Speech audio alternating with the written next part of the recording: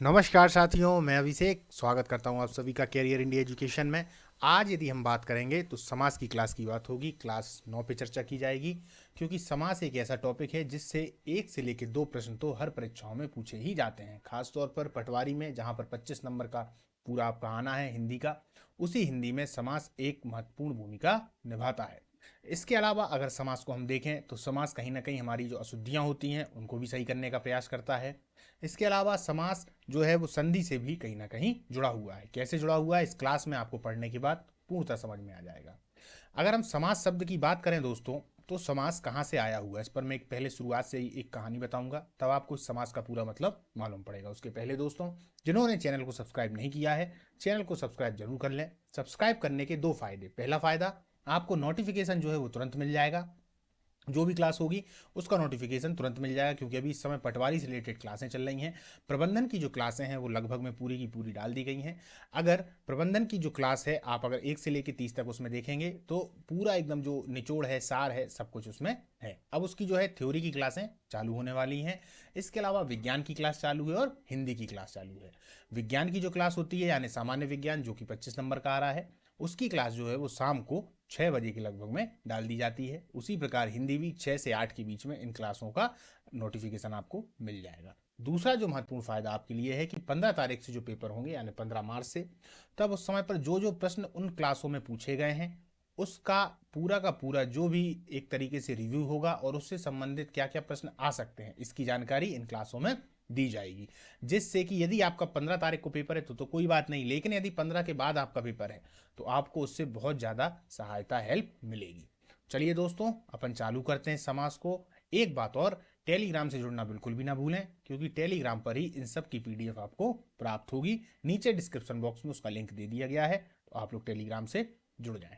चलिए हम समास की चर्चा करते हैं दोस्तों। समास जो है, अगर इसकी हम बात करें कि ये आया कहाँ से, तो ये दरअसल इसकी शुरुआत होती है, आप लोगों ने रामचरितमानस सुन रखी होगी, है ना, रामचरितमानस या रामायण।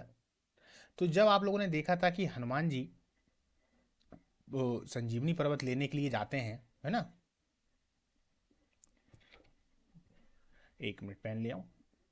हनुमान जी आप लोगों ने देखा होगा रामचरितमानस में, जब संजीवनी लेने जाते हैं, चूंकि लक्ष्मण जी को बाण लग जाता है ना, तो यदि सूर्य उदय होने से पहले या अस्त होने से पहले संजीवनी नहीं पहुंचती है तो लक्ष्मण जी जीवित नहीं रहते। तब वो जाते हैं लेने के लिए, तो बीच में रास्ते में उनको भरत मिल जाते हैं।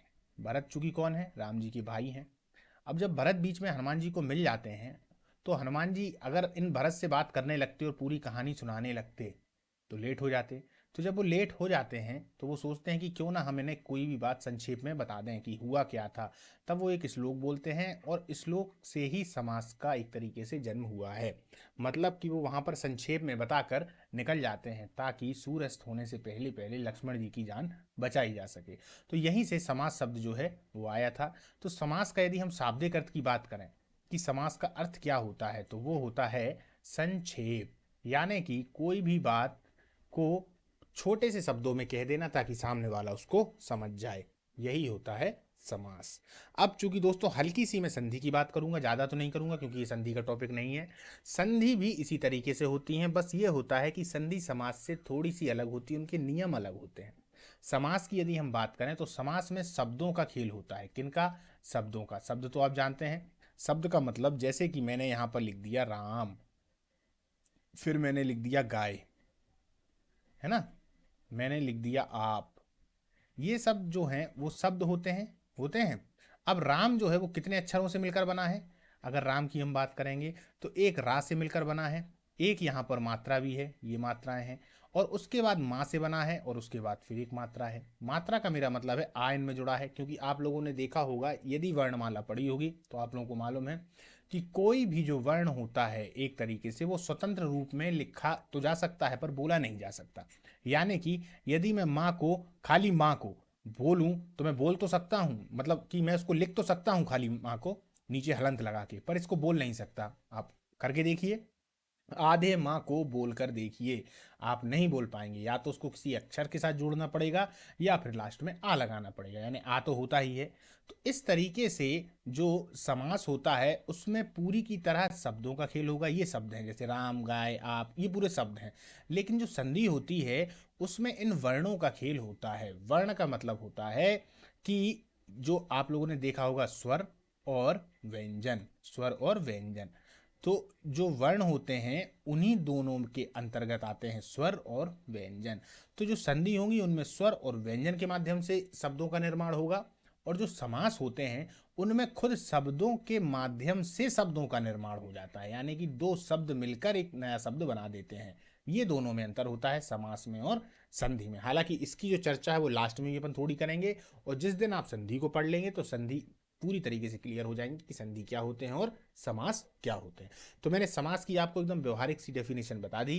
व्यवहारिक परिभाषा इसकी यही है कि समास का मतलब होता है संक्षेप, किसी भी बात को ज़्यादा लंबा ना बोलकर कम में बोल देना ही समास होता है। पर यह होता किन में है? शब्दों में होता है। अब हम इसकी देखते हैं, जो कि किताबी परिभाषा है, जो कि हमको समझना जरूरी है। देखिए यहाँ से, समास का शाब्दिक अर्थ है संक्षेप। समास प्रक्रिया में शब्दों का संक्षिप्तीकरण किया जाता है, यानी कि उनको छोटा कर दिया जाता है। कैसे होता है देखिए, समास दो अथवा दो से अधिक शब्दों के मेल से जो नया पद बनता है उसे समासिक शब्द कहते हैं। पद के मेल की इस प्रक्रिया को क्या कहा जाएगा? समास। जो मेल की प्रक्रिया है उसको क्या कहा जाएगा? समास। और उस समास को तोड़ने को क्या कहेंगे? विग्रह। समास को तोड़ने को क्या कहेंगे? विग्रह। जैसे कि मैंने बोला विद्यालय, विद्यालय, ठीक है। अगर आप विद्यालय में देखेंगे दोस्तों, तो विद्यालय में संधि और समास दोनों का ही प्रयोग हुआ है, दोनों का इसमें प्रयोग हुआ है। अब जब मैं इसका विग्रह करूंगा, जब मैं इसका विग्रह करूंगा तो कैसे होगा? विद्या का आलय, विद्या का आलय, मतलब कि विद्या का घर या विद्या के लिए घर, विद्या का आलय, ठीक है। तो ये जो का शब्द है हम इसको नहीं बोलते। जैसे कि मान लीजिए मैंने बोला कि मैं गौशाला गया था, तो हमने समझ लिया कि गौशाला का मतलब कि एक कोई ऐसी जगह होगी जहां पर गाय रहती हैं। क्या मैं ऐसे बोलता हूँ जहां गाय रहती हैं मैं वहां गया था? ऐसा हम बहुत कम बोलते हैं। संक्षिप्तीकरण के लिए, हमें जल्दी बोलने के लिए, मैं गौशाला गया था, या मैं ऐसा बोलूंगा जहां पर गाय रहती हैं मैं वहां पर गया था। तो संक्षिप्तीकरण किस में दिखता है? संक्षिप्तीकरण इसमें दिखता है ना कि मैं गौशाला गया था, एक बार में ही हो गया। तो ये जो का शब्द है बीच की, इसको बोलते हैं विभक्ति, इसका हो जाता है लोप बोलते समय। तो यही हो जाता है समास, यानी विद्यालय एक तरीके से समास है। और जब हम उसका मतलब निकालेंगे यानी उसका विग्रह करेंगे तो ये पूरा पद बनकर आएगा, विद्या का आलय या विद्या के लिए आलय, ठीक है। का और के लिए किस कंडीशन में होता है ये भी आपको आगे समझ में आएगा। यहां से इतना समझ में आया, आगे बढ़ते हैं।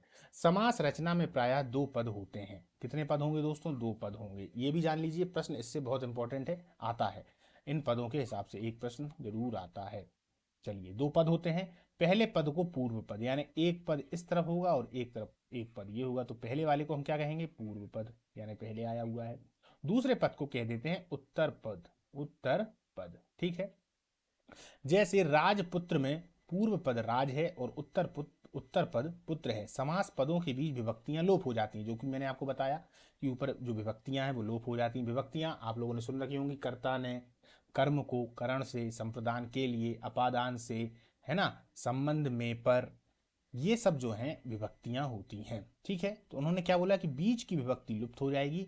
जैसे राजा का पुत्र, राजा का पुत्र, जैसे कि अगर मैंने बोला कि भैया सामने से राजपुत्र आ रहे हैं, तो ये संक्षिप्तीकरण है। इसको मैं अगर सीधे सीधे बोलूंगा तो क्या बोलूंगा? राजा का पुत्र वहां से आ रहा है। तो जब हम बोलते हैं कि राजपुत्र वहां से आ रहा है तो संक्षिप्तीकरण हुआ कि नहीं हुआ? यही होता है समास, ठीक। तो राजा का पुत्र राजपुत्र, यहां पर अगर देखा जाए तो जो लुप्त हुआ है वो क्या है? राजा का जो विभक्ति थी वह लुप्त हो गई। इसी प्रकार समास में जो विभक्तियां होती हैं वह लुप्त होती हैं, और शब्दों में आ जाता है विकार, यानी शब्द जो पहले थे वैसे ना होकर दूसरे हो जाते हैं। जैसे काठ की पुतली, तो कठपुतली अपन बोलते हैं ना कि यार कठपुतलियों का डांस देखने गए थे, तो ऐसे बोले काठ की पुतली का डांस देखने गए थे, तो हम सीधा कठपुतली बोल देते हैं। यहाँ पर का जो की शब्द है उसका लोप हो गया। तो यही होता है समास। संधि भी इसी तरीके से होती है, बस उनमें वर्णों का खेल होता है, और वो एक तरीके से आप देखेंगे ना तो बहुत टेक्निकल हैं, संधियां बहुत ज्यादा टेक्निकल हैं। जो नियम है उसी नियम के तहत आपस में शब्द मिल जाते हैं और अलग शब्द बन जाते हैं। जब अपन उसको पढ़ेंगे, उनको अपन 3 क्लासों में लेंगे दोस्तों, क्योंकि वह एक बड़ा टॉपिक है। उसमें संधियों में 3 भागों में बटी रहती है, एक स्वर संधि होती है, एक विसर्ग संधि होती है, व्यंजन संधि होती है। तीनों को अलग समझ जरूरी है। उस तीनों में अच्छे अच्छे नियम हैं, उन नियम के माध्यम से ही हम संधियों को अच्छे से पकड़ पाते हैं। तो उनको अपन करेंगे। फिलहाल अपनी ये जो है समास की क्लास है, इसी पर आ जाते हैं अपन। चलिए, तो अब उन्होंने क्या बोल दिया, हम इतना तो समझ गए यहाँ पर कि 2 पद होंगे, एक पूर्व पद होगा, एक उत्तर पद होगा। अब आगे चलते हैं। समास के भेद। समास के मुख्यतः कितने भेद होते हैं? तो एक होता है अव्ययी भाव समास।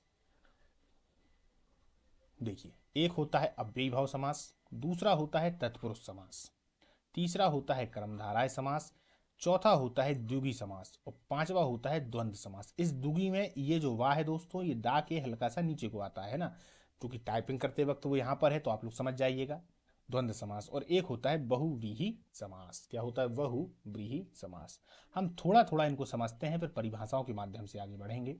अव्ययी भाव समास जो होता है दोस्तों, अव्ययी भाव समास में कहीं ना कहीं जो पहला पद होता है, या कह सकते हैं कि जो पूर्व पद होता है, वह अवयव होता है। क्या होता है? अवयव। अब अवयव क्या होते हैं, सबसे पहले तो हमको यही समझना है। अवयव को ही अविकारी शब्द भी कहते हैं। अविकारी। अविकारी शब्द क्या होते हैं? कहेगी सर अवयव भी अलग सुनाई में आया, अविकारी भी आया। अलग नहीं है, आप इनका हमेशा प्रयोग करते हैं। अवयव अविकारी शब्दों का मतलब होता है वे शब्द जिनमें विकार उत्पन्न नहीं हो सकता, यानी कि उनके लिंग, वचन, कारक में कहीं ना कहीं परिवर्तन नहीं होगा, वही होते हैं अवयव। आपके लिए वाग भाग में यानी पार्ट ऑफ स्पीच में अवयव नाम से एक अलग चैप्टर है, जो कि अभी इसमें हुआ नहीं है, लेकिन अपन इसको जरूर करवाएंगे। लेकिन अवयव को आप समझ लीजिए कि इनके संग में, इनके लिंग, वचन, कारक में कोई भी परिवर्तन नहीं होता, इसीलिए इनको अवयव या अविकारी शब्द कहा जाता है। तो वो शुरुआत में आते हैं। कौन कौन से होते हैं? जैसे कि भी, अभी, इस तरीके के शब्द होते हैं ना, जो अभी आएंगे उदाहरण में, अभी अपन देखेंगे, तो वो होते हैं अव्ययी भाव समास। ठीक। तत्पुरुष समास की यदि हम बात करेंगे दोस्तों, तो तत्पुरुष समास के ही खुद 6 भेद होते हैं। जो आप लोगों ने विभक्तियां भी मैंने आपको बताई थी, कर्ता ने कर्म को करण से, संप्रदान के लिए, अपादान से, तो इसी प्रकार से इसमें 6 तत्पुरुष के जो एक तरीके से भेद होते हैं। हालांकि एक तत्पुरुष का और भी आ जाता है, उसकी भी अपन चर्चा करेंगे। फिर होता है कर्मधारय समास। कर्मधारय समास दरअसल 2 कंडीशन पे आता है, या तो उसमें उपमेय या उपमान हो, या विशेषण या विशेष्य हो। उपमेय उपमान का मतलब ये हो जाता है कि किसी की किसी से तुलना करना, और विशेषण और विशेष का मतलब हो जाता है एक तरीके से उसकी विशेषता बताना, यानी या तो विशेषता बताएगा या फिर तुलना करेगा। तो क्रम धाराएं में हमने क्या समझा? क्रम धाराएं में हमने समझा कि 2 कंडीशन होगी इसमें। कौन कौन सी? या तो उपमेय उपमान, यानी कि तुलना वाली बात आएगी, उपमेय उपमान होगा, या फिर विशेषण और विशेष्य होगा, विशेषण और विशेष्य होगा, विशेष्य होगा। ये 2 कंडीशन होती हैं दोस्तों इसमें। ठीक है। चलिए, द्विगु समास की यदि हम बात कर लें, तो द्विगु समास में अगर देखा जाए, तो इसमें जो हम देखेंगे वहां पर संख्या का बहुत ज्यादा महत्व होगा, यानी कि जो पहला पद होगा या पूर्व पद होगा, वहां पर संख्या का उपयोग किया जाएगा। जैसे कि चतुर्भुज, चतुरानन, इन सब का प्रयोग किया जाएगा। ठीक। द्वंद्व समास, द्वंद्व से आप समझ ही रहे हैं, विपरीत, एक यहां को जाएगा तो दूसरा यहां पर आ जाएगा। इस प्रकार से जब द्वंद्व होता है, तो वहां पर द्वंद्व समास होगा। द्वंद्व का मतलब आप जानते हैं, कहते नहीं है कि भैया आइए हमसे द्वंद्व कर लीजिए, युद्ध कर लीजिए, तो 2 विपरीत शब्द आ जाते हैं, तो वहां पर द्वंद्व समास होता है। दूसरी बात, इनमें योजक चिन्ह जरूर लगा रहेगा, जैसे माता और पिता, माता और पिता, है ना, माता और पिता। प्रयोग करके देखिए, माता पिता आ रहे हैं, माता और पिता आ रहे हैं, तो हम डायरेक्ट क्या बोल देते हैं कि माता और पिता आ रहे हैं, है ना, माता पिता आ रहे हैं, तो ये बीच में योजक चिन्ह लग जाता है। तो ये होता है द्वंद्व समास। बहुव्रीहि समास, सबसे ज्यादा उदाहरण इसी से आते हैं दोस्तों, कंफ्यूज करने वाला होता है। कारण ये है कि बहुव्रीहि समास जो है वो बनता तो 2 शब्दों से है, किंतु उन शब्दों का अर्थ तीसरे शब्द में निकल कर आ जाता है, इसीलिए उसको बहुव्रीहि भी कहा जाता है। और शब्द दोस्तों, ये जो बहुव्रीहि शब्द है ना, ये अशुद्धियों में जरूर आता है, तो अशुद्धियों के लिए इस बहुव्रीहि को याद कर लें कि वी में बड़ी की मात्रा लगती है और हाँ में छोटी की मात्रा लगती है। बहुव्रीहि समास में तीसरा पद हमें दिखता है। तीसरे पद का मतलब, जैसे कि मैंने नॉर्मल बात की कि दशानन, तो दशानन में अगर देखा जाए तो पहली बार देखने में तो यार देखा जाए तो द्विगु समास लग रहा है, क्योंकि 10 आननों की बात चल रही है, 10 सिरों की बात चल रही है। लेकिन जब हम उसका प्रयोग करते हैं तो हम सोचते हैं कि अरे भैया ये तो रावण की बात चल रही है। तब हम देखते हैं कि ये 10 आनन की नहीं, रावण की बात चल रही है, तो इसलिए वह तीसरा पद आ गया जो कि रावण की ओर इंगित कर रहा है, इसीलिए इसको बहुव्रीहि समास कहा जाता है। प्रश्न यहां से ये बनता है कि क्या द्विगु समास बहुव्रीहि समास हो सकते हैं? बिल्कुल होते हैं दोस्तों। अब अपन को ये भी समझना है कि कहां पर क्या लगाना है। पहली बात तो द्विगु और बहुव्रीहि जब भी ऑप्शन में आते हैं तो दो नहीं आते, क्योंकि संख्यावाचक बात आ जाती है तो संख्यावाचक में बहुव्रीहि को और द्विगु को नहीं देते, याद रखिएगा। वो हमेशा बहुव्रीहि के साथ में अव्ययी भाव देंगे, तत्पुरुष देंगे, ताकि आप इतने ज्यादा कंफ्यूजन में नहीं जाएं। यदि वो देंगे तब क्या कंडीशन बनती है, प्रश्न तो ये है। यदि वो देंगे तो पूरे के पूरे एक पूरा वाक्य देंगे। जैसे कि मैं आपको बता दूं, खाली दशानन नहीं लिखेंगे, वो लिखेंगे दशानन ने माता सीता का अपहरण किया। तब हम जब दशानन की बात करेंगे तो बहुव्रीहि समास है।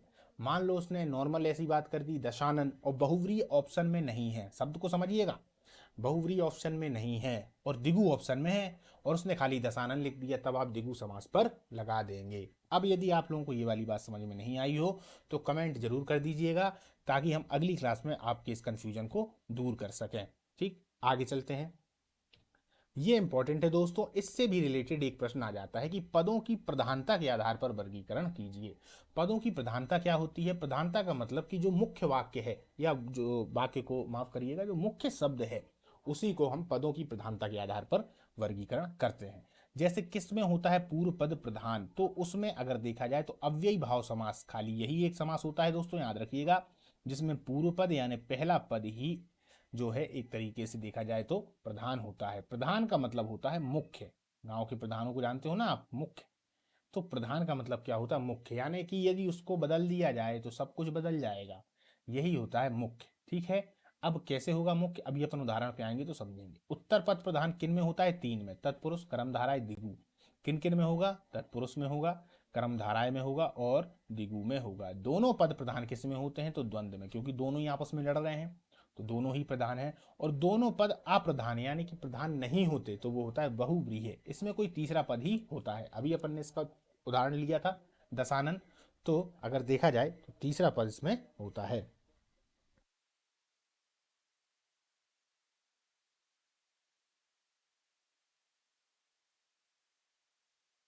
ना। तो दोनों पद यदि अप्रधान की हम चर्चा करेंगे तो वो बहुव्रीहि समास होगा। अभी अपन ने देखा दशानन में, तो दशानन को यदि पूरा प्रयोग करके बात करेंगे तो चर्चा हमेशा रावण की ही होगी, यानी तीसरे बंदे की बात चल रही है, तीसरे व्यक्ति की बात चल रही है, तीसरी कंडीशन इसमें आ गई है।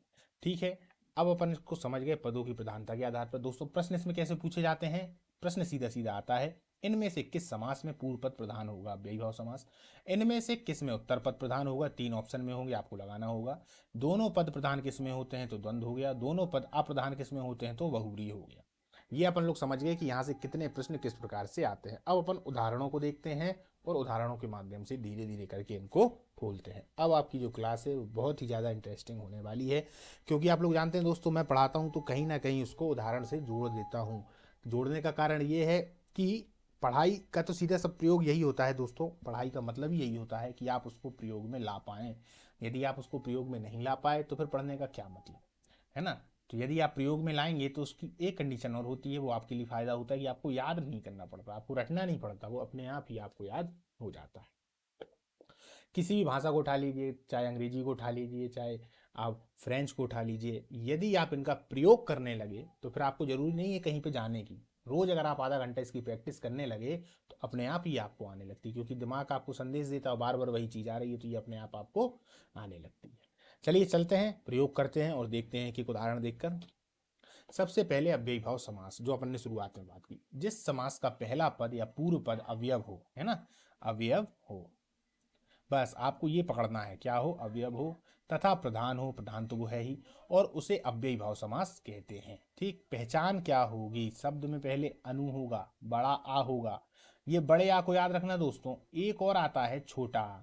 छोटा आ अव्ययी भाव समास में नहीं लगता, वो तत्पुरुष समास में लगता है। और वो कब लगेगा उसकी कंडीशन में अभी जब तत्पुरुष में आऊँगा तो आपको बताऊँगा। तो यहाँ पर बड़ा आ आप समझना। देखिए दोस्तों, जो मैंने पढ़ के अनुभव किया है मैं आपको वो बात बता रहा हूँ कि कहाँ पर गलती आप कर सकते हैं। आप यदि अव्ययी भाव समास में आपने अच्छे से पढ़ रखा है तो आप गलती नहीं करेंगे, लेकिन इस बड़े आ में और छोटे आ में कंफ्यूज हो सकते हैं। ठीक है, तो इस बड़े आ को और छोटे आ को हमेशा ध्यान में रखें। छोटा आ जब आएगा तो वो नकारात्मक शब्द देता है और वो न्यू समास होता है या न्यू तत्पुरुष में आता है, अव्ययी भाव समास में नहीं आता। ठीक है, तो ये तो हो गई हमारी पहली कंडीशन। क्या क्या आएगा? अनु आएगा, बड़ा आएगा, प्रति आएगा, भर आएगा, यथा आएगा, यावत आएगा या हर आएगा। ये सब जो होंगे वो अव्ययी भाव समास में शुरुआत में ही आ जाते हैं। ठीक है, अब देखते हैं। यहाँ पे है पूर्व पद और यहाँ पर है उत्तर पद, और ये हो जाता है समस्त पद का विग्रह। क्या हो जाता है? समस्त पद का विग्रह। जैसे शब्द है प्रति प्लस दिन यानी प्रतिदिन, प्रति प्लस दिन यानी प्रतिदिन। तो इसको हम क्या कहेंगे दोस्तों? प्रत्येक दिन। देखिए, प्रतिदिन नॉर्मल अगर देखा जाए तो आप प्रयोग करिए, वह प्रतिदिन स्कूल जाता है। अच्छे से इसका देखेंगे तो वह प्रत्येक दिन स्कूल जाता है ना?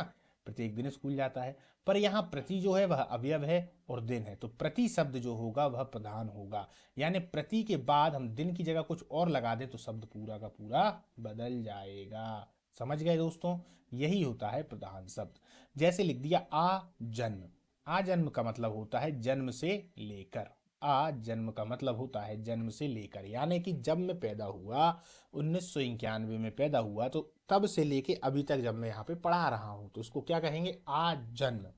अब समझिएगा, यहीं पर जब आ जाए छोटा आ और आ जाए जन्म अजन्म, यानी जिसका जन्म ही ना हुआ हो, जो जन्मा ना हो, जो जन्मा ना हो, तो यहाँ क्या आ जाएगा दोस्तों? यहाँ आ जाएगा तत्पुरुष समास, जो जन्मा ना हो। क्लियर? ये चीज आप लोगों को अच्छे से समझ लेनी है। बड़ा आ जो है वो आ गया तो अव्ययी भाव समास है, छोटा आ गया तो वो न्यू तत्पुरुष होता है। ठीक, अब आप लोग समझ रहे होंगे कि मैं क्या कह रहा हूं। यथा संभव, यथा संभव का मतलब होता है जैसे संभव हो। इनका मतलब अलग अलग निकलेगा दोस्तों, बस आप देखते हुए जाएं। यथा संभव प्रयोग करके देखिए, आप नॉर्मल प्रयोग करेंगे तो समझ में आ जाएगा। जैसे मैंने बोला कि यार मुझे ये कार्य करना है यथा संभव, इसका असली मतलब क्या होगा? भाई जैसे भी संभव हो मैं करके ही रहूंगा इसको, यार बन के ही रहूंगा। तो फिर वो क्या हो जाएगा? जैसे संभव हो, यथा संभव। रटने की जरूरत नहीं है दोस्तों, सिर्फ इसको समझना है कि इसका प्रयोग मैं जब करता हूं तो इसका अर्थ क्या निकलता है। आप जो सोचेंगे वही उसका आंसर होगा। ठीक है, तो यथा संभव हो गया। अब और देखते हैं अनुरूप। अनुरूप का मतलब क्या होता है? रूप के योग्य, रूप के योग्य। जैसे हमने बोला कि यार उसके अनुरूप कार्य करिए, आप उसके अनुरूप या विनोद के अनुरूप कार्य करिए। अब विनोद का जैसा रूप है या विनोद जिस तरीके से कार्य करता है उसी प्रकार से करना है, तो रूप के योग्य वो हो गया अनुरूप। भर पेट यानी पेट भर के, आज तो भरपेट खाना हो गया भैया, कोई दिक्कत नहीं हुई। तो क्या हुआ भर पेट में? यानी पेट भर के खाना हो गया कि नहीं हो गया? पेट भर के हो गया, इसका मतलब निकल गया।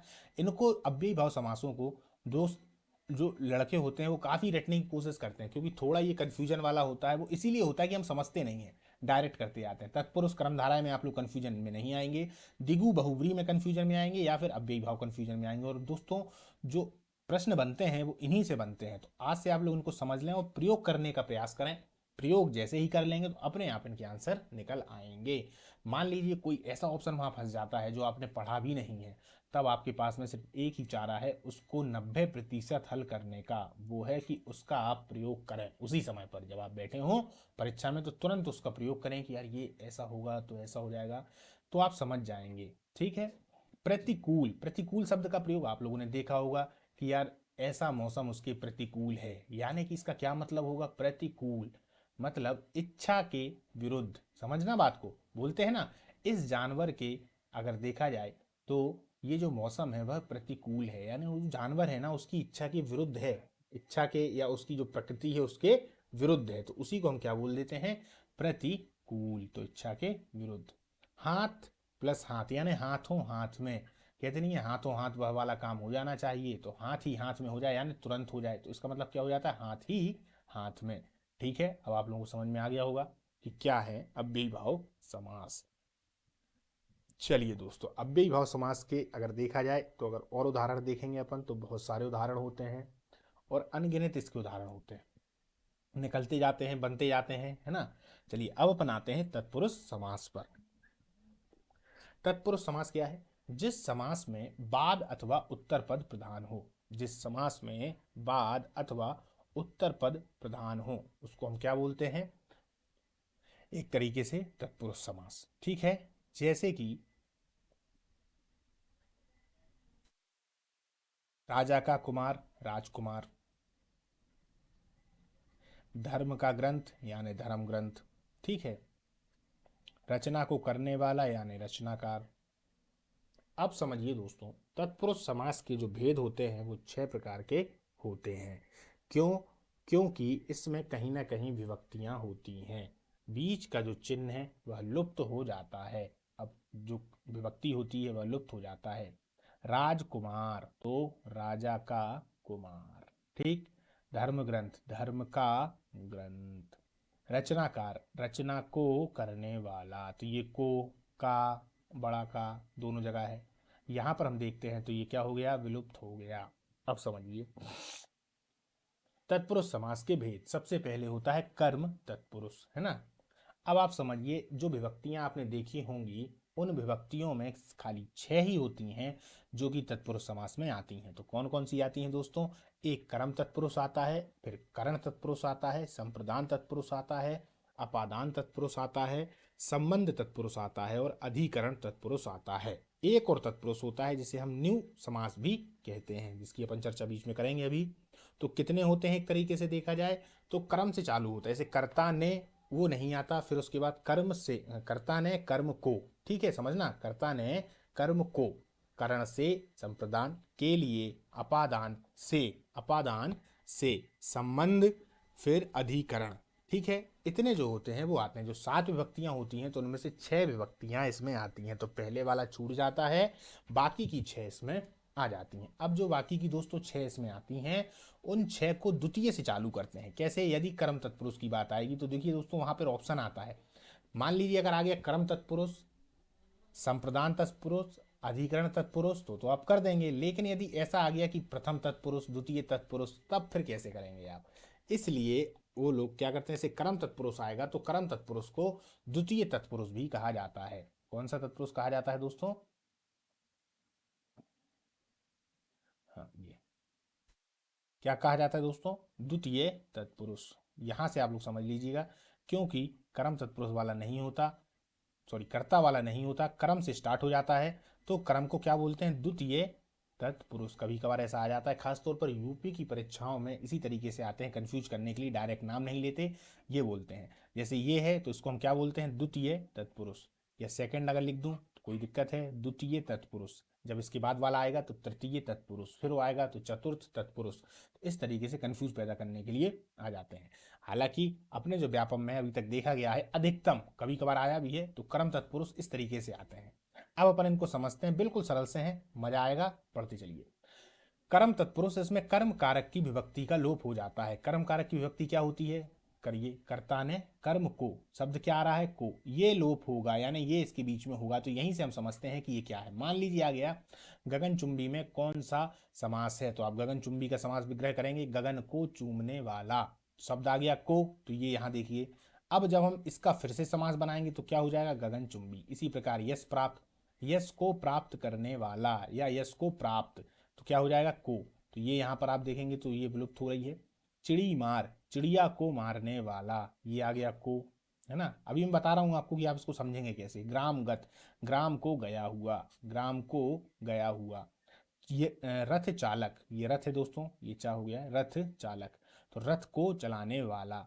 अब आप सोच रहे होंगे कि सर ये सब तो किताब में भी लिखा है, समझेंगे कैसे? समझेंगे आप इस तरीके से कि गगन को चूमने वाला, आप इसमें और कुछ प्रयोग कर सकते हैं क्या? गगन चुंबी के लिए अगर आ गया कि एक शब्द में लिखिए इसके बारे में क्या होता है गगन चुंबी, तो आप ये लिख देंगे क्या? गगन से चूमने वाला, से भी तो एक विभक्ति है, गगन के लिए चूमने वाला, प्रयोग करके देखिए। गगन से चूमने वाला, गगन के लिए चूमने वाला, क्या इनका प्रयोग कर पाएंगे तो पूरा वाक्य बन पाएगा? नहीं बन पाएगा ना।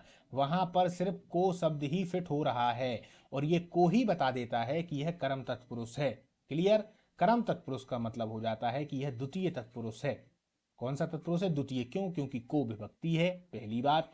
दूसरी बात, को के अलावा हम कोई दूसरा शब्द वहां पर नहीं फिट कर सकते, इसीलिए गगनचुंबी, यश प्राप्त, चिड़ी मार, ग्रामगत, रथ चालक, ये सब कर्म तत्पुरुष हैं।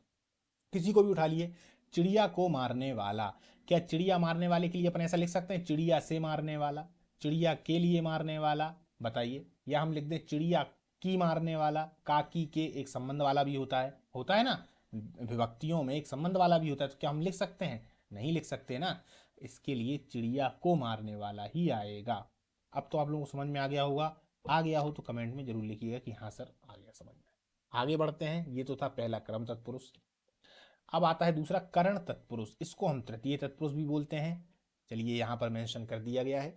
इसमें कारण कारक विभक्ति से के द्वारा लोप हो जाता है। से या के द्वारा, ये भी है से या के द्वारा, से या के द्वारा। याद रखिएगा, दो होती हैं, से और के द्वारा।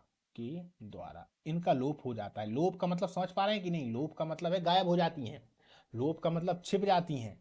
मतलब हैं तो वो कहीं ना कहीं पर छिपी हुई हैं, हमको दिख नहीं रही, वही होता है लोप। जैसे करुणा से पूर्ण यानी करुणा पूर्ण। अब आप देखिए, करुणा से पूर्ण, करुणा से पूर्ण। यहीं पर मैं बता दूं दोस्तों, एक और होता है जिसका नाम होता है अपादान। अपादान। लेकिन ये जो अपादान होता है ना, ये भी से का प्रयोग करता है। से, जैसे पेड़ से पत्ता गिरना, पेड़ से पत्ता गिरना, लेकिन ये से दरअसल सेपरेशन को दिखाता है। सेपरेशन को दिखाता है। आप कहेंगे सेपरेशन यानी अलगाव को दिखाता है। अलगाव। यहां पर जो से होता है वो जुड़ा हुआ होता है, यानी एक शब्द दूसरे से जुड़ा हुआ होगा। यही अंतर होता है अपादान में और करण तत्पुरुष में। अपादान तत्पुरुष भी आने वाला है अभी करण तत्पुरुष में, चूंकि वो आगे आएगा वहां पर फिर मैं यही बात दोहराऊंगा। लेकिन अगर यहां से आप इसको समझ जाएंगे तो वहां पे आपको क्लियर हो जाएगा कि जो अपादान होगा वो करण तत्पुरुष इन दोनों से अलग कैसा है। अपादान में से का होगा यानी पेड़ से पत्ता गिरना, गाड़ी में से एक बैग गिर जाना, ये जो होगा से, तो ये होगा एक तरीके से चीजें अलग अलग हो रही हैं, तो वो हो जाता है अपादान। लेकिन यहां पर जो से और के द्वारा है वो अलग का भाव नहीं दिखाता, वो जुड़ा हुआ है। जैसे करुणा से पूर्ण, वह करुणा से भरा हुआ है। क्या करुणा उससे अलग हो रही है? नहीं हो रही है ना। करुणा तो है उसमें और उससे पूर्ण है वो, तो उसको हम क्या कहेंगे? करुणा पूर्ण। तो यहाँ होगा कौन सा? लेकिन करण तत्पुरुष। समझ में आ गया होगा आपको। आगे देखते हैं। भयाकुल यानी भय से आकुल। जैसे हमने बोला कि यार वो भयाकुल बैठा हुआ है, चोर भयाकुल बैठा हुआ है, तो भय से आकुल है। रेखांकित, तो रेखा से अंकित। देखा होगा ना किताब में आपने, रेखांकित पर जैसे रेखा से अंकित है तो रेखांकित ऐसा होता है। रेखांकित यहां पर लिखिए इसका आंसर। शोकग्रस्त, किसी व्यक्ति के यहाँ कोई खत्म हो गया तो वह शोकग्रस्त है, तो क्या है? शोक से ग्रस्त है। ग्रस्त है ना, तो शोक तो उसके पास में ही है, तो ये अपादान से अलग है। मैं अपादान करण में इसलिए बोल रहा हूँ दोस्तों, लोग कंफ्यूजन में हो जाते हैं। कोई कोई को तो आने के बावजूद जल्दबाजी में प्रेशर के चक्कर में गलत कराते हैं, फिर घर पे आके बोलते हैं यार ये तो आता हुआ था लेकिन गलत कराए। आप लोग इसलिए मत करिएगा। गलतियां जहां होंगी मैं आपको बताता जा रहा हूं कि कहां आप गलती करेंगे। अपादान तत्पुरुष और करण तत्पुरुष यहीं पर अगर होगी तो गलती होगी। ठीक, तो इनको अच्छे से समझ लें। जहां भी अलगाव की बात आ जाए अपादान लगा दें, अलगाव की बात नहीं आती है तो करण तो है ही। मद, मद से अंधा, तो मदांध।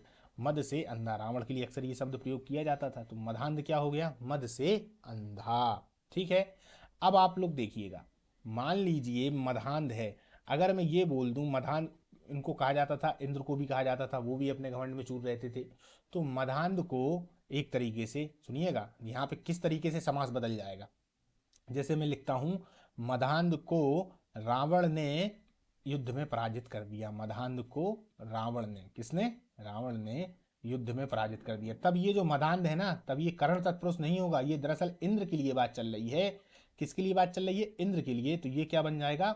बहुव्रीहि समास। बहुव्रीहि समास। बहुव्रीहि शब्द को फिर से देख लें दोस्तों। बहुव्रीहि शब्द अशुद्धियों के लिए आता है। बड़ी वी होगी और छोटा हा होगा या छोटी ही होगी। ठीक है। अब यहां से आप समझ गए कि प्रयोग करते साथ समासों का अर्थ भी अलग हो जाता है। खाली अगर आ रहा है तो कोई दिक्कत नहीं, मदांत मद से जो अंधा होगा। लेकिन मदांत इंद्र को भी कहा जाता है क्योंकि हमेशा अपने गुरूर में रहा करते थे, रावण ने उनको हरा दिया था। तो मदांत को आज रावण ने हरा दिया, तब वहां कौन आ जाएगा? एक तरीके से बहुव्रीहि समास।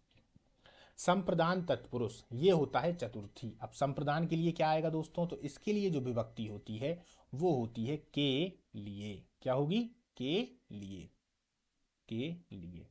अब देखिए, संप्रदान तत्पुरुष, इसको चतुर्थी तत्पुरुष भी कहा जाता है। कौन सा तत्पुरुष, चतुर्थी तत्पुरुष। इसमें संप्रदान कारक की जो विभक्ति के लिए है वह लुप्त हो जाती है। जैसे प्रयोग के लिए शाला, तो क्या हो गया, प्रयोगशाला। स्नान घर, स्नान के लिए घर, तो स्नान घर। जैसे कि मैंने बताया था विद्या के लिए आलय, शुरुआत में ही वो जो मैं का और के बता रहा था, वो यहाँ पर आपके पूरे कंफ्यूजन दूर हो जाएंगे कि हम विद्या का आलय ना बोलकर विद्या के लिए आलय कहेंगे। ठीक है। स्नान के लिए घर, यज्ञ के लिए शाला, गौ के लिए शाला, है ना। अब आप समझिए, इन सब में के लिए शब्द आ रहा है। अब के लिए जो शब्द आ रहा है वह यहाँ पर लोप हो जाता है, पूरा का पूरा शब्द आ जाता है प्रयोगशाला।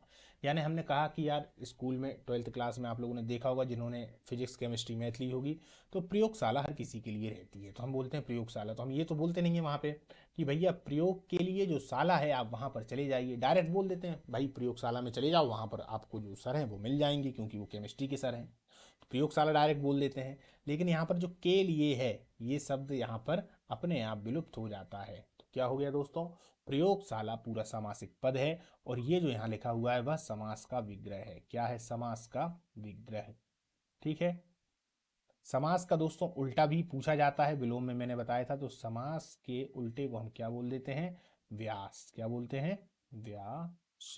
ठीक है। इसी प्रकार स्नान घर, तो स्नान के लिए घर, यज्ञ के लिए शाला, तो यज्ञशाला, गौ के लिए शाला, तो गौशाला। चलिए, अपादान तत्पुरुष, ये पंचमी तत्पुरुष है से। ठीक है। इसी की मैं बार बार वहां पर चर्चा कर रहा था। ये अलगाव को दिखाता है, अलग होने के भाव को, या फिर इसको हम अलगाव भी लिख सकते हैं, अलगाव, है ना, इंग्लिश में शब्द आता है सेपरेशन, उसी को ये दर्शाता है। यानी कि ये जो से विभक्ति है वह लुप्त तो हो जाती है। जैसे हमने बोला धन से हीन, तो धन से हीन यानी होता है धनहीन, वो तो धनहीन व्यक्ति है, यानी अपने आप शब्द निकल रहा है धन से हीन, अलग हो रहा है ना, धन अलग हो रहा है।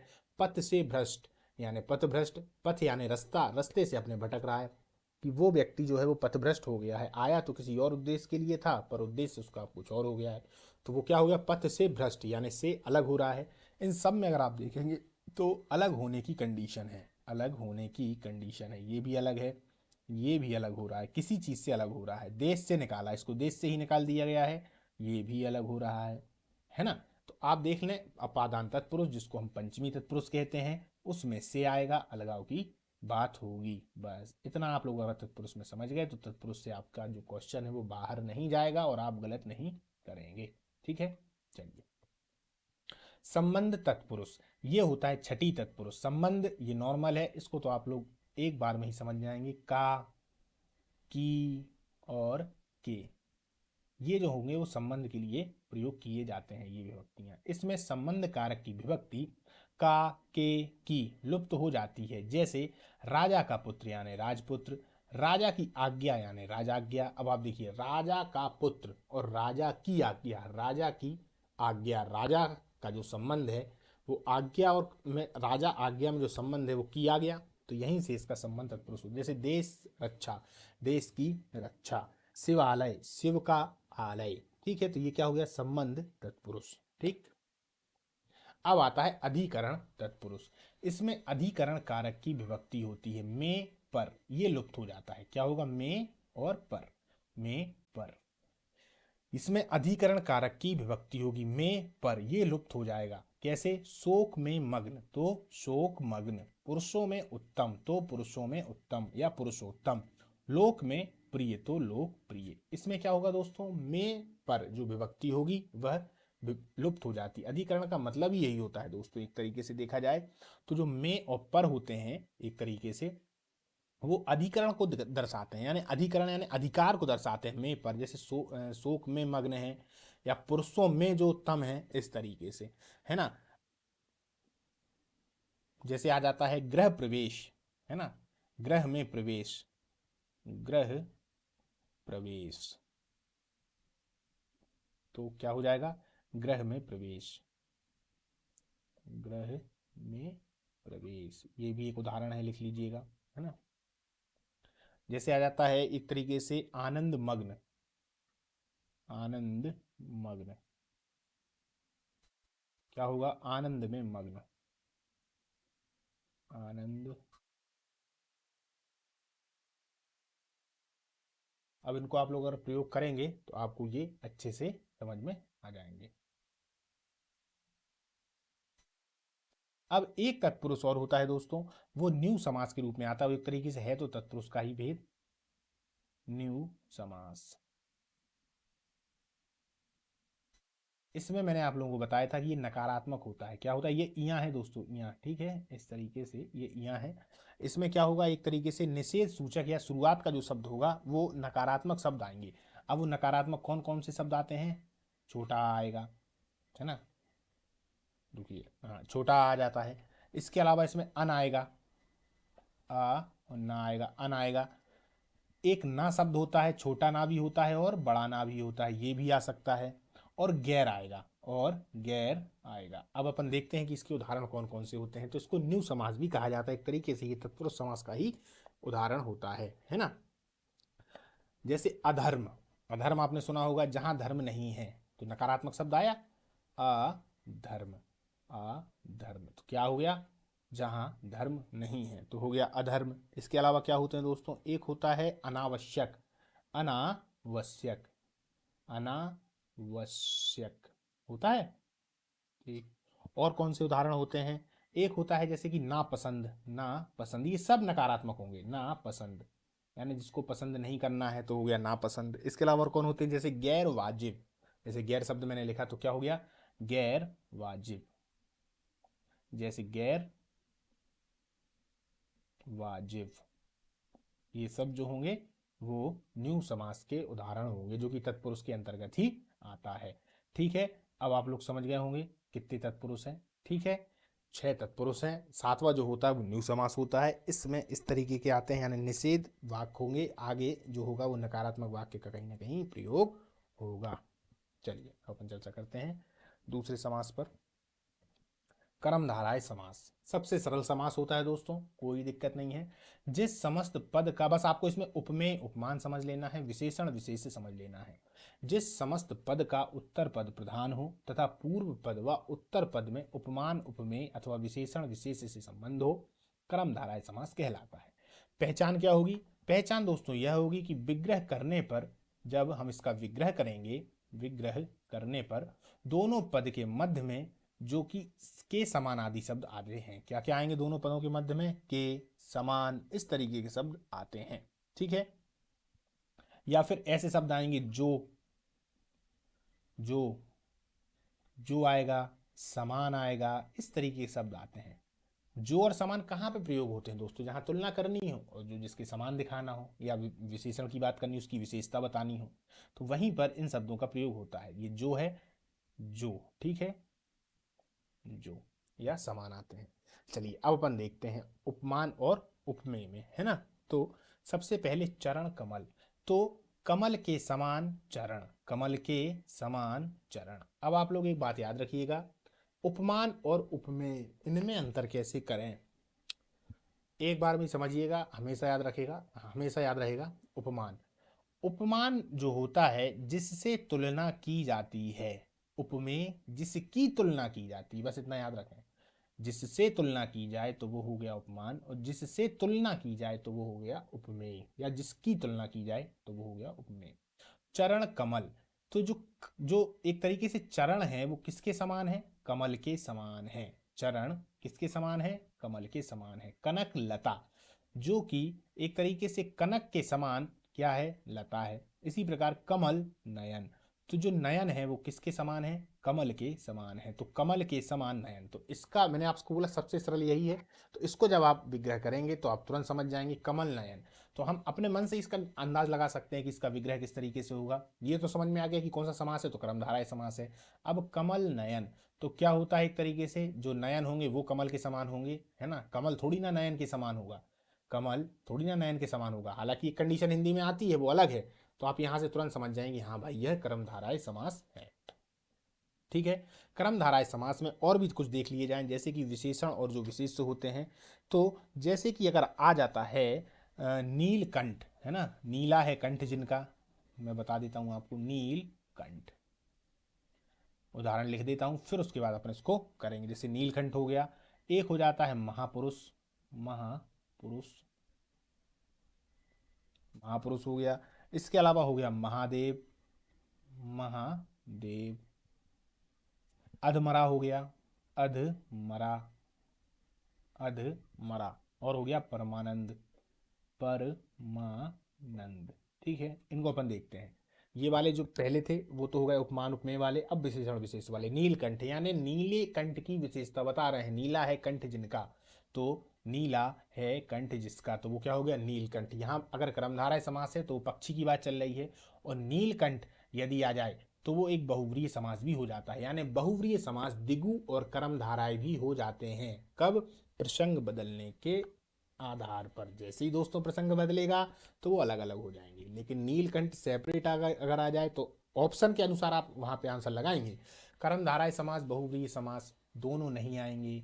समझना, नीलकंठ वाले ऑप्शन में, नीलकंठ वाले ऑप्शन में नहीं आएंगे, क्योंकि नीलकंठ से नीली एक तो विशेषता ही बता रहा है, दूसरी बात नीलकंठ शंकर भगवान को भी कहा जाता है, तो वो दोनों देगा ही नहीं। यदि वो दोनों देता है तब फिर कंफ्यूजन आएंगे, और उस समय पर आप देखना कि वो प्रश्न ही गलत मान लिया जाएगा। इसलिए अगर वो ज़्यादा हैवी देगा या आपको ज़्यादा कंफ्यूज करने के लिए देगा, तो फिर वो कैसे दे देगा कि नीलकंठ वहाँ पर पक्षी बहुत सारे बैठे थे, नीलकंठ पक्षी बहुत सारे बैठे थे, तो भी पक्षी की ओर इशारा कर रहा है तो बहुव्रीहि हो जाएगा।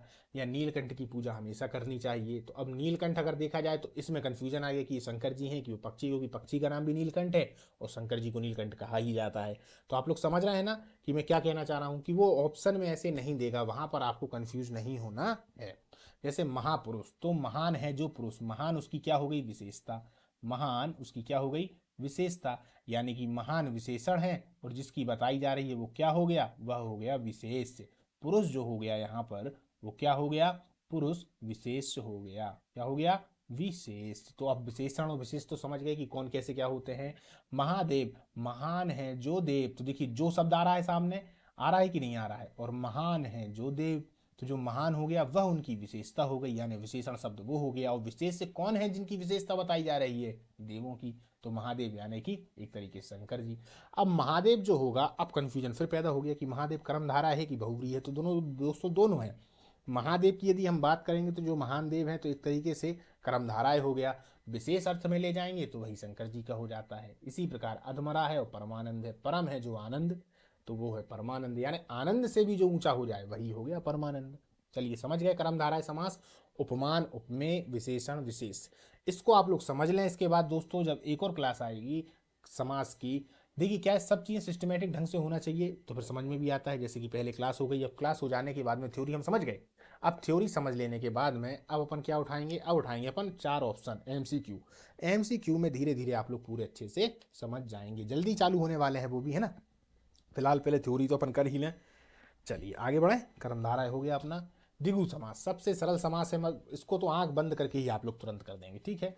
जिस समस्त पद का पूर्व पद संख्यावाचक विशेषण हो, क्या हो, संख्यावाचक विशेषण। ये आ गया संख्यावाचक, शब्द संख्या लग जाए द्विगु समास, कोई दिक्कत नहीं है। एक ऑप्शन जरूर वो देते हैं ताकि इसको सब लोग सही कर दें। कुछ लोग ऐसे होते हैं दोस्तों, इसको भी गलत कराते हैं, अभी बताऊंगा कैसे गलत कराते हैं। वो बहुव्रीहि के चक्कर में गलत कराते हैं, लेकिन दरअसल वो संख्यावाचक जो होगा तो संख्या ही वाचक होगा। अब वो किन किन ऑप्शनों में आता है बताता हूँ। द्विगु समास होगा, इसमें समूह या समाहार का ज्ञान होता है, माने एक समूह की बात चर्चा होगी तभी तो आएगा। पूर्व पद संख्यावाचक एक का तो आएगा नहीं, आएगा दो का या तीन का, तो दो तीन चार पांच ऐसे जहां शब्द आए तो हम समझ जाते हैं भाई समूह की बात चल रही है, क्योंकि इकट्ठे हो गए हैं। जैसे 7 सिंधुओं का समूह, तो सप्त सिंधु, सप्त सिंधु, 7 सिंधुओं का समूह, यानी कि 7 नदियों का समूह यहाँ पर चर्चा हो रही है। तो सप्त सिंधु कहते नहीं, सप्त सैंधव प्रदेश, जो आप लोगों ने देखा होगा ऋग्वैदिक काल के समय पर, सप्त सैंधव प्रदेश, ये वही बात है। 7 नदियां थी वहां, आज वहां 5 ही बची हुई हैं, सरस्वती गायब हो गई है, मालूम है आपको, है ना।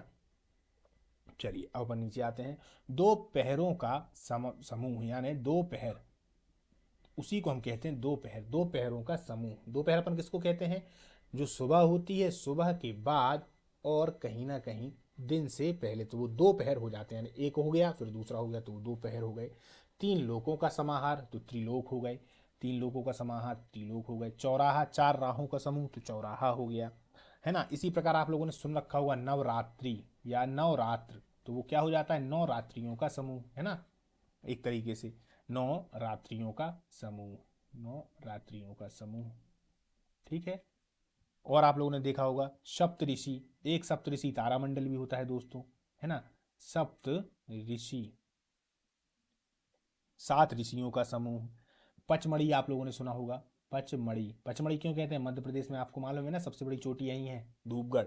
तो जो पचमढ़ी होती है, पांच मड़ियों का हो गया, तो पचमढ़ी हो गया। इसी प्रकार सप्ताह, सप्ताह, मैं हर सप्ताह यह काम करूंगा, ये ज़्यादा सरल है कि मैं सातों दिन यह काम करूंगा, हर सप्ताह ज़्यादा अच्छा लगता है, तो इसीलिए 7 दिनों का समूह। इसी प्रकार 3 रंगों का समूह क्या हो जाता है, तिरंगा, जैसे तिरंगा आ जाए, तिरंगा, तो ये क्या हो जाता है दोस्तों, 3 रंगों का समूह, 3 रंगों का समूह, रंगों का समूह। चलिए, तो अब द्विगु समास को समझ गए दोस्तों, अब आते हैं अपन द्वंद्व समास पर। द्वंद्व समास, जिस समस्त पद के दोनों पद प्रधान हो, दोनों पद याद रखिएगा, और विग्रह करने पर अथवा एवं लगाने पर द्वंद्व समास कहलाता है। जैसे पहचान, दोनों पदों के बीच प्रायः योजक चिन्ह इसका प्रयोग होगा, ये इसकी पहचान होती है कि इनके बीच में इस प्रकार से योजक चिन्ह होता है, तो वह द्वंद्व समास कहलाता है, ठीक है। जैसे नदी और नाले, याद रखिएगा द्वंद्व समास एकदम से विपरीत होते हैं, एकदम से विपरीत होते हैं, इस बात को आप लोग अच्छे से याद रखिएगा, ये एकदम से विपरीत होते हैं। जैसे कि आप लोगों ने अभी देखा, मैंने एक उदाहरण बताया था, हाथों हाथ, हाथों हाथ, यार योजक चिन्ह तो यहां भी लगा है, तो क्या ये द्वंद्व समास हो जाएगा, नहीं होगा। समझना, हाथों हाथ मतलब क्या निकलता है, हाथों ही हाथ में, ये अव्ययी भाव समास है। योजक चिन्ह भले लगा हुआ हो, पर ये दोनों एक दूसरे के द्वंद्व में नहीं है दोस्तों, ये विपरीत नहीं है, ठीक है। इस बात को जरूर आप समझिएगा, दोनों शब्द विपरीत होने चाहिए, तभी वहां द्वंद्व समास होगा। वीडियो को थोड़ा पीछे करके देखेंगे तो अव्ययी भाव समास में मैंने इसकी जो है चर्चा कर रखी है, तो वो अव्ययी भाव समास के लिए है, ठीक, समझिएगा इसको। अब देखिए, जैसे नदी और नाले, तो नदी और नाले, पाप और पुण्य दोनों एक के विपरीत हैं, देश और विदेश दोनों एक दूसरे के विपरीत है, आ गया ना द्वंद्व समास, तो यही होते हैं द्वंद्व समास। जैसे आ जाए ऊंच नीच, है ना, कौन कौन से उदाहरण हो सकते हैं, और ऊंच नीच आप लगा देंगे, बस बीच में और तो लगाना ही है इसमें, ऊंच नीच। इसके अलावा क्या होता है, ठंडा गरम, ठंडा गरम, ये भी है, उदाहरण लिखते चलिएगा दोस्तों, ठंडा गरम। नर नारी आ जाए, नर नारी आ जाए, तो ये भी एक दूसरे के विपरीत हैं। राजा प्रजा आ सकता है, राजा प्रजा, हालांकि दोस्तों राजा प्रजा हो गया है ना, अपना पराया हो जाए, अपना पराया। इनके भी 3 भेद होते हैं, उनको मैंने यहाँ पर मेंशन नहीं किया है। द्वंद्व समास के भी दोस्तों 3 भेद होते हैं, और वो अलग अलग उदाहरण के आधार पर अलग अलग हो जाते हैं, उसकी बात अभी यहाँ पर नहीं की है, क्योंकि अभी अपन खाली द्वंद्व समास को अच्छे से समझ लें, बाद में इनके भेदों पे अंदर आएंगे। वो तब आएंगे दोस्तों जब या तो प्रश्न आएंगे, अभी अपन जब इसका रिवीजन करेंगे, या तो रिवीजन के समय उसकी चर्चा करेंगे अपन, क्योंकि वो थोड़ी और अंदर की बात है, या फिर अपन देख लेंगे कि यदि 15 तारीख से मान लीजिए इस प्रकार के उन्होंने प्रश्न दिए थोड़े डीपली, तो मैं जल्दी से खटाक से तुरंत से ये जो द्वंद्व समास हुए या अन्य कुछ हुआ, जिसमें भी जो नया टॉपिक आया करेगा, तो मैं तुरंत आप लोगों को उसमें बताता हुआ चलूंगा, ठीक है। क्योंकि यदि अभी मैंने आपके लिए द्वंद्व समास में और बता दिया, तो 3 और उनके भेद हैं, तो 3 भेदों के फिर उदाहरण भी अलग अलग हैं दोस्तों, और उनके उदाहरण जब अलग हैं तो आप लोग थोड़े से कन्फ्यूजन में आ जाएंगे। जो लोग नए हैं वो तो कन्फ्यूजन में आ ही जाएंगे, लेकिन जो लोग पुराने हैं तो उन लोगों के लिए कोई दिक्कत नहीं है, वो लोग पढ़ भी चुके होंगे कि द्वंद्व समास में और कौन कौन से होते हैं, है ना। लेकिन यदि परीक्षाओं में 15 तारीख से पूछे जाएंगे तो वो फिर मैं यहाँ पर अच्छे से करवा दूंगा। चलिए आगे चलते हैं। बहुव्रीहि समास इंपॉर्टेंट है दोस्तों, सबसे ज्यादा प्रश्न यहीं से पूछे जाते हैं, और पूछे जाने की संभावना बहुव्रीहि समास से ही होती है। अब देखिए, जिस समस्त पद में कोई पद प्रधान नहीं होता, जिस समस्त पद में कोई पद प्रधान नहीं होता, पहली बात, और दूसरी बात किसी तीसरे पद की ओर संकेत करते हैं, उसी में बहुव्रीहि समास होता है। जैसे नीलकंठ, अभी आप लोगों ने देखा कि नीलकंठ जो था वो किस में आया था दोस्तों, वो आया था हमारा कर्मधाराएं में, पर उदाहरण में इन्होंने यहीं पर दे दिया, यहीं से आप लोग उसको समझ लीजिएगा। नीलकंठ नीला है कंठ जिसका अर्थात शिव, यहां पर दोनों पदों ने मिलकर तीसरे पद शिव की ओर अंकित कर दिया। यानी नीलकंठ किसी विशेष के लिए शब्द हो रहा है, यहाँ विशेष के लिए यानी शंकर भगवान के लिए हो रहा है, तो बहुव्रीहि समास है। नॉर्मल अगर किसी के कंठ को नीला कर दिया और कह दिया कि ये नीलकंठ, तो वो फिर उसी व्यक्तिगत बात हो रही है, वो किसी विशेष बात के लिए नहीं हो रहा है, तब हम वहां पर क्रमधाराएं लगा देंगे। बस यहाँ यही देखना है, यहाँ पर दोनों पदों ने मिलकर तीसरे पद शिव की ओर संकेत किया है। किसकी ओर? शिव की ओर। शिव की ओर संकेत किया है, तो यही बहुव्रीहि समास हो गया। क्या समझ गए ना? बहुव्रीहि समास हो गया। अब देखते हैं उदाहरण दोस्तों। लंबोदर। लंबोदर नॉर्मल अगर देखा जाए, एक मिनट रुकिएगा दोस्तों।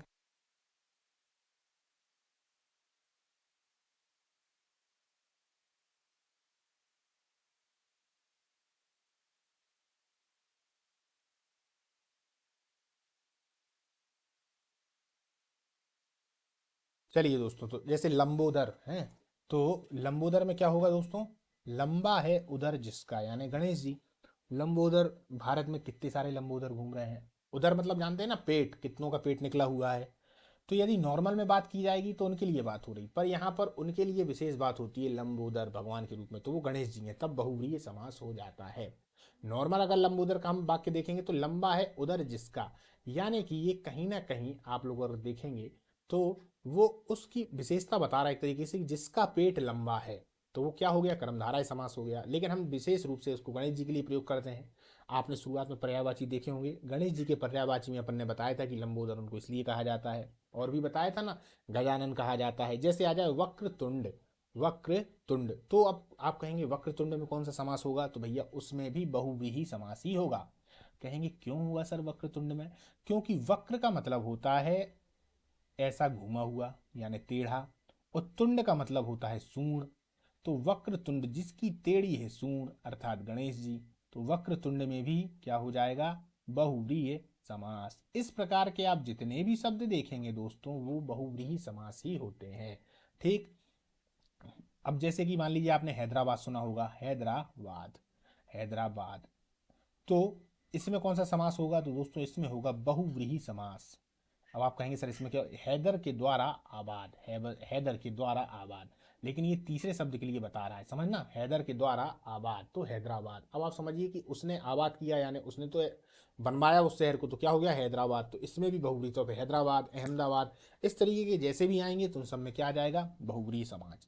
अब देखिए पंकज दोस्तों, ये प्रश्न मैं गलत करके आया था, इसीलिए मैं इस पे हमेशा बोलता हूँ। जब एक बार पर्यायवाची बता रहा था तभी मैंने बताया था, पंकज में बहुव्रीहि समास ही होता है। क्योंकि पंकज का जो मतलब है जिसने कीचड़ में जन्म लिया हो, जिसने कीचड़ में जन्म लिया हो, ये नॉर्मल मतलब है। लेकिन पंकज शब्द जो है वो कमल के लिए प्रयोग किया जाता है, क्योंकि कमल भी कीचड़ में ही खुलता है। पंख यानी होता है एक तरीके से कीचड़, जा का मतलब होता है जन्मना, यानी पंख में पैदा हुआ हो, तीसरे शब्द के लिए अंकित है, यानी कि तीसरे शब्द की ओर इशारा कर रहा है। किसकी ओर? कमल की ओर। ठीक है। प्रधानमंत्री यानी मंत्रियों में जो प्रधान है। अब आप समझना, यदि प्रधानमंत्री बहुव्रीहि समास है तो सब आ जाएंगे, मुख्यमंत्री, जितने भी इसमें मंत्री टाइप के होंगे, वाणिज्य मंत्री, ये जितने आ जाएंगे तो वो क्या हो जाएंगे? बहुव्रीहि समास। इन सबको समझते हुए जाइएगा दोस्तों, है ना। गिरिधर, गिरिधर नॉर्मल देखा जाए गिरी को धारण करने वाले हैं, जो वो कौन है? कृष्ण, कृष्ण के लिए हम गिरिधर बोलते हैं, तो हो गया गिरिधर। और अपने उदाहरण कौन कौन से हो सकते हैं दोस्तों? जैसे कि निशाचर, नॉर्मल बात क्या है? निशा में विचरण करने वाला। लेकिन निशाचर में कौन करते हैं? तो एक तरीके से जो राक्षस वगैरह होते हैं ना, वो करते हैं, तो राक्षस। रात्रि में विचरण करने वाला, तो राक्षस हो गया, तो यह भी बहुव्रीहि समास है। इसके अलावा निशाचर चूहे को भी कहा जाता है, चूहा भी रात में ही निकलता है, निकलता है। ठीक। इसी प्रकार से अगर देखा जाए तो विषधर, विषधर, विष को जो धरे हुए हैं, विषधर, विषधर, विषधर एक तरीके से सांप को भी कहते हैं, और विषधर हम शंकर जी को भी कहते हैं। तो जब शंकर जी के लिए आ जाएगा तो क्या हो जाएगा? बहुव्रीहि समास। चंद्रमौली, ये शब्द सुना होगा आप लोगों ने, चंद्रमौली, तो क्या होगा? चंद्रमौली, चंद्र है मौली पर जिसके, यानी मौली यानी एक तरीके से सिर, तो चंद्र है मौली पर जिसके, कौन है? शंकर भगवान। चंद्र है मौली पर जिसके, मौली पर जिसके। ठीक है। इसी प्रकार आपने देखा होगा मृत्युंजय, मृत्यु को जिसने जीत लिया है, यानी शंकर, शंकर जी को मृत्युंजय बोलते हैं कि नहीं बोलते? मृत्युंजय, शंकर ने एक तरीके से जिसने मृत्यु को जीत लिया हो, यानी शंकर मृत्यु को जीतने वाला, मृत्यु को जीतने वाला, जीतने वाला। तो ये सब क्या हो जाते हैं दोस्तों, ये हो जाते हैं बहुव्रीहि समास। अब देखिए संख्यावाचक में यदि प्रयोग के आधार पर हम बताएं तो बहुव्रीहि समास, द्विगु समास एक तरीके से साथ में नहीं आएंगे। उदाहरण के लिए जब उदाहरण उस तरीके का होगा संख्यावाचक होगा। अब जब संख्यावाचक बात हट गई, नॉर्मल विशेषण विशेष वाली भी बात आ जाती है, तो क्रमधाराएं और बहुव्रीहि साथ में नहीं आते। व्यापम की परीक्षाओं में दोस्तों अधिकतम जो प्रश्न सही होते हैं वो इन ऑप्शनों में बहुव्रीहि समास पर लगाने पर ही सही होते हैं। ये भी आप समझ लीजिए कि जब इस तरीके के आ जाते हैं जहाँ कन्फ्यूजन पैदा होता है तो वहां पर आप बहुव्रीहि समास को लगाएं, क्योंकि व्यापम बहुव्रीहि समास को ही सही मानता है। ठीक है, यहां तक अपन ने पूरे समासों को समझ लिया। कुछ और विशेष बातें हैं उन पर भी चर्चा कर लेते हैं। कर्म धारा और बहुव्रीहि समास में अंतर जो मैंने बताया वो व्यवहारिक था, वो आप लोग यहाँ पर देख लीजिए, जो लिखा है उसको समझते हैं। इन दोनों समासों में अंतर समझने के लिए इनके विग्रह पर ध्यान देना चाहिए, पहली बात बिल्कुल। दूसरा, कर्मधारय समास में एक पद विशेषण और या उपमान होता है और दूसरा पद विशेष या उपमेय होता है। इसी तरीके से होता है जो अपन ने पढ़ा। तो जैसे नील गगन, नील विशेषण है, गगन विशेष है, ये कर्मधारय बहुव्रीहि में आ रहा है। अब है चरण कमल, चरण उपमेय है, कमल उपमान है, ये दोनों क्रमधाराय समास हैं, समझना ये दोनों ही क्रमधाराय समास हैं। अब देखिए बहुव्रीहि समास में देखा जाए तो समस्त पद किसी संज्ञा के विशेषण का कार्य करेगा। पूरा जो शब्द हो जाता है ना वह संज्ञा के विशेषण का कार्य करता है, यानी कि जो संज्ञा पूरी होगी, यानी जो वो व्यक्ति है या जिसके बारे में कहा जा रहा है उसी की वह विशेषता बताता है। जैसे चक्र को धारण करता है तो कौन है, श्री कृष्ण यानी चक्रधर। अब आप समझिएगा चक्रधर किसकी विशेषता एक तरीके से पूरी तरीके से बता रहे हैं, श्री कृष्ण की विशेषता बता रहे। श्री कृष्ण कौन हो गए, संज्ञा हो गए, उसी संज्ञा की पूरी विशेषता चक्रधर में हमने बोल दिया, यानी जो चक्र को धारण करता है तो कौन हो गए, श्री कृष्ण। ये हो जाते हैं कर्मधारय बहुव्रीहि समास में अंतर। हालांकि इसको मैं आपको पहले बता चुका हूं, जिन लोगों ने अच्छे से नहीं देखा हो तो एक बार ध्यान से पूरे वीडियो को देख लेंगे दोस्तों, फिर कभी क्लास लेने की जरूरत नहीं है। इसी को लें और लेने के बाद जो किताब आपके पास हो, मैं किसी किताब के लिए नहीं कहता, जो भी किताब हो उसको अच्छे से पढ़ें, है ना, अपने आप सब चीजें आने लगेंगी। द्विगु बहुव्रीहि समास में अंतर क्या क्या होगा, देखिए द्विगु समास का पहला पद जो है वो संख्यावाचक विशेषण होगा तथा दूसरा पद विशेष से होता है। पहला तो विशेषण हो गया, दूसरा होगा विशेष, क्योंकि दूसरे की ही तो विशेषता बताई जाती है। सप्त ऋषि, तो ऋषि तो है पर सात हैं तो सात उसकी विशेषता हो गई, और ऋषि किसकी है तो दूसरा क्या हो गया, विशेष हो गया। जबकि जब हम बहुव्रीहि समास में इसी को लेंगे तो समस्त पद ही विशेषण का कार्य करने लगेगा। जैसे कि चतुर्भुज, अब समझिएगा इंपॉर्टेंट है, चतुर्भुज तो हमने क्या बोला, चार भुजाओं का समूह है, नॉर्मल सी बात है, चार भुजाएं यानी चार भुजाएं हैं। ये जो संख्या है यह किसकी बात, ये जो चार शब्द है यह संख्या है, ये भुजाओं की बात कर रही है। जो भुजाएं हैं ना ये कितने प्रकार की, चार, तो ये हो गई क्या, उसकी एक तरीके से विशेषता। संख्यावाचक विशेषण बन गया ना चार, संख्यावाचक विशेषण संख्या बता रहा है ना, वो किसकी बता रहा है, भुजाओं की। लेकिन जब यहाँ चतुर्भुज की बात चलेगी तो अब ये चतुर्भुज पूरा पद ही एक तरीके से विशेषण का कार्य करने लगेगा।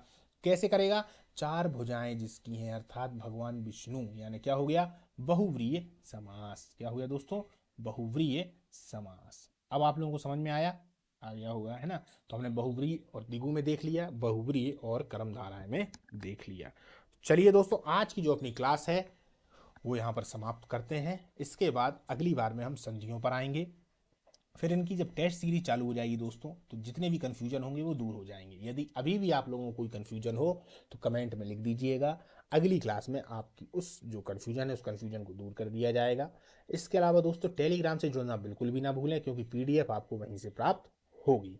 और दोस्तों चैनल को सब्सक्राइब जरूर कर दें, क्योंकि सब्सक्राइब करने से नोटिफिकेशन आपके पास में आएगा, और जैसे ही पेपर चालू होंगे तो उनका फुल एनालिसिस हम लोग इस पर करवाएंगे, ताकि आने वाले पेपरों में आपको समस्या ना हो। यदि आपका 15 के बाद पेपर है, 15 को है तो फिर कोई दिक्कत ही नहीं है, है ना। चलिए दोस्तों तो इस क्लास को अपन समाप्त करते हैं, मिलते हैं अगली क्लास पर।